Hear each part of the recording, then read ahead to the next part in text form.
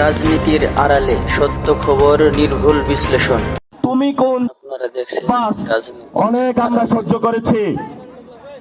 এই যে আমার নামে আজকে একটা মামলা হলো, মানহানির মামলা। ওই ব্যক্তি চাঁদাবাজি করে, সন্ত্রাসী করে, হঠাৎ কেন নাসিরউদ্দিন পাটোয়ারির নামে এত বড় মামলা? তারই তো মানহানি হয়। মামলা করেছে আরেকজনকে দিয়ে, গোপনে গিয়ে হলো সাক্ষী হিসাবে উপস্থিত হয়েছে। এগুলাকে আমরা বলবো গুপ্ত। আপনি ঢাকা হাটে ফেল করেছেন, লিখে রাখুন জনাব আব্বাস।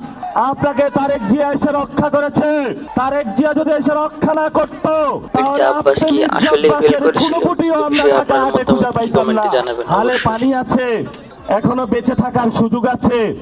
ভদ্র হন, ভদ্র হতে শিখুন। আমরা সভ্য সমাজে বসবাস করি। অসভ্য আচরণ করবেন না। অসভ্য আচরণ যদি করেন, কিভাবে আপনাকে সভ্য করতে হয়, আপনাদেরকে সভ্য করতে হয়, এটা আমাদের ভালো করে জানা আছে। ওরা আমাদের ভয় দেখায়। আমরা এক আল্লাহ ছাড়া কারো কাছে ভয় পাই না। মামলা হামলা অনেক আগে পার করেছি। শেখ হাসিনার আমলে রিমান্ডে নিয়ে আমাকে মাথা নিচের দিকে দিয়ে, পা উপর দিকে দিয়ে সারা রাত নির্যাতন করেছিল। কখনো আপোষ করার চেষ্টা করি নাই। তুমি কোন বাস? তুমি আসছো এখানে মামলা করতে? গুনার টাইম নাই। সিনিয়র সিটিজেন আসেন, সিনিয়র সিটিজেন আছেন, আমরা সম্মান করতে চাই। কিন্তু নিজের সম্মান যদি না রাখতে পারেন, তাহলে এই যারা ইয়াং জেনারেশন আছে, জেনজিরা আছে, আপনার পুরা সম্মানের চাদর খুলে বুড়িগঙ্গায় নিক্ষেপ করবে। আমরা ধৈর্য ধারণ করতেছি। আমরা শান্তিতে বিশ্বাস করি, আমরা গণতন্ত্রে বিশ্বাস করি। ওই দিন নির্বাচনের দিন আমি যদি সেইখানে কনফ্রন্টেশনে যেতাম, হাজার হাজার স্টুডেন্ট হসপিটালে থাকতো। আমি গণতন্ত্রে বিশ্বাস করেছি, কিন্তু গণতন্ত্রের নামে আপনারা ইঞ্জিনিয়ারিং করেছেন।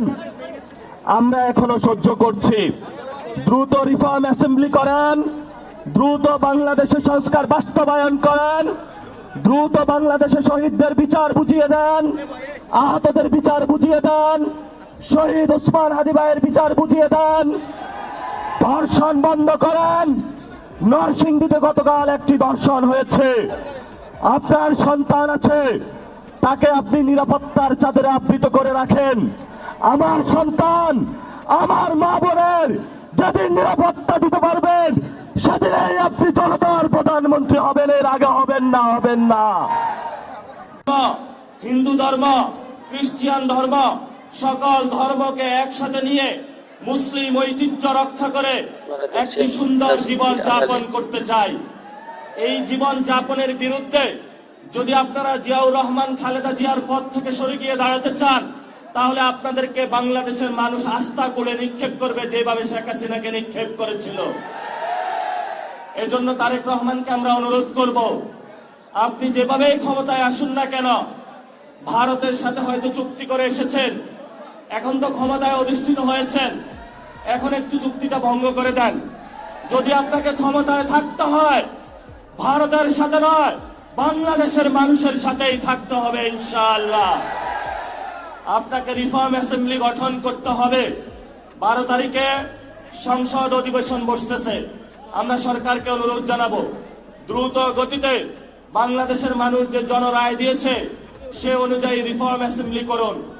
এবং আমাদেরকে যারা খুন করেছিল, শেখ হাসিনাকে ভারত থেকে নিয়ে এসেছে, বাংলাদেশে ফাঁসির কাস্টে ঝুলান। তাহলে আমরা বুঝতে পারবো আপনি শহীদ জিয়াউর রহমানের ছেলে, না হলে আপনার সেই জায়গাটা ভরসা পাবো না। শহীদ জিয়াউর রহমানের যদি ছেলে হয়ে থাকেন, আপনার বাপকে যারা হত্যা করেছিল, খালেদা জিয়াকে হত্যা করেছিল যারা, আপনার মেরুদণ্ড যারা ভেঙেছিল, তাদের সাথে আপনি আতাত করবেন না। তাদের সাথে যদি আপাত করেন, তাহলে বিএনপির যারা নেতা কর্মী রয়েছে, তারাই বিদ্রোহের পতাকা বাংলাদেশ উত্থাপন করবে। অনেক আমরা সহ্য করেছি। এই যে আমার নামে আজকে একটা মামলা হলো, মানহানির মামলা। ওই ব্যক্তি চাঁদাবাজি করে, সন্ত্রাসী করে, এমন লোকের কোনো মান থাকতে পারে না। যার মান আছে তারই তো মানহানি হয়। মামলা করেছে আরেকজনকে দিয়ে, গোপনে গিয়ে হলো সাক্ষী হিসাবে উপস্থিত হয়েছে, এগুলাকে আমরা বলবো গুপ্ত। আপনি ঢাকাতে ফেল করেছেন, লিখে রাখুন জনাব আব্বাস। আপনাকে তারেক জিয়া এসে রক্ষা করেছে। তারেক জিয়া যদি এসে রক্ষা না করত, তাহলে আপনি মির্জা আব্বাসের ছুনোপুটিও আমরা ঢাকা হাটে খুঁজে পাইতাম না। হালে পানি আছে, এখনো বেঁচে থাকার সুযোগ আছে। ভদ্র হন, ভদ্র হতে শিখুন। আমরা সভ্য সমাজে বসবাস করি, অসভ্য আচরণ করবেন না। অসভ্য আচরণ যদি করেন, কিভাবে আপনাকে সভ্য করতে হয়, আপনাদেরকে সভ্য করতে হয়, এটা আমাদের ভালো করে জানা আছে। ওরা আমাদের ভয় দেখায়, আমরা এক আল্লাহ ছাড়া কারো কাছে ভয় পাই না।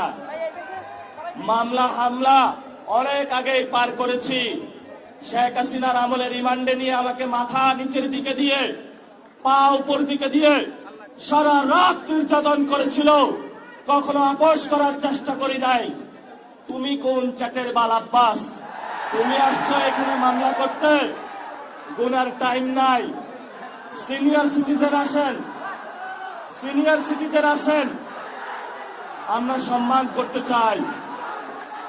কিন্তু নিজের সম্মান যদি না রাখতে পারেন, তাহলে এই যারা ইয়াং জেনারেশন আছে, জেনজিরা আছে, আপনার পুরা সম্মানের চাদর খুলে বুড়িগঙ্গায় নিক্ষেপ করবে। আমরা ধৈর্য ধারণ করতেছি। আমরা শান্তিতে বিশ্বাস করি, আমরা গণতন্ত্রে বিশ্বাস করি। ওই দিন নির্বাচনের দিন আমি যদি সেইখানে কনফ্রন্টেশনে যেতাম, হাজার হাজার স্টুডেন্ট হসপিটালে থাকতো। আমি গণতন্ত্রে বিশ্বাস করেছি, কিন্তু গণতন্ত্রের নামে আপনারা ইঞ্জিনিয়ারিং করেছেন। আমরা এখনো সহ্য করছি।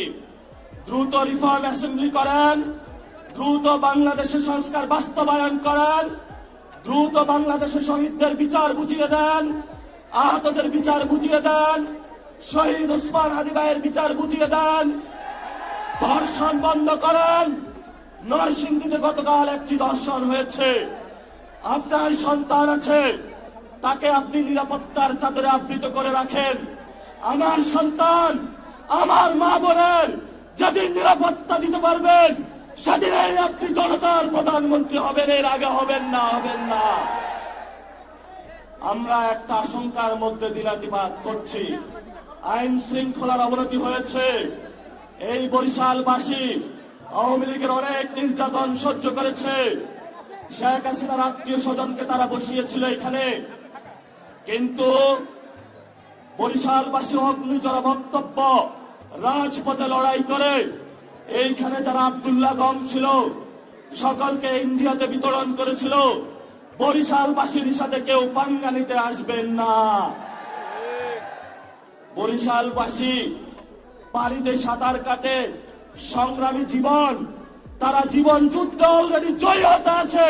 তাদেরকে নতুন যুদ্ধ আপনারা শেখাতে আসবেন না। লড়াই চালাবেন, আপোষ করবেন না। মাছে ভাতে বাঙালি, জমিতে যায় আমরা ধান চাষ করব, পুকুর থেকে মাছ উঠাবো। আমাদের ইন্ডিয়ান কোনো কিছু প্রয়োজন নাই। বাংলাদেশে পর্যাপ্ত জিনিস আছে, মান মর্যাদা নিয়ে বাঁচবো। স্বাধীনতার প্রশ্নে কারোর সাথে আপোষ করব না। সংগ্রাম চলবে, লড়াই চলবে, বাংলাদেশ মুক্তি পাবে। সবাইকে সম্পূর্ণ ভিডিওটি দেখার জন্য অনেক অনেক ধন্যবাদ।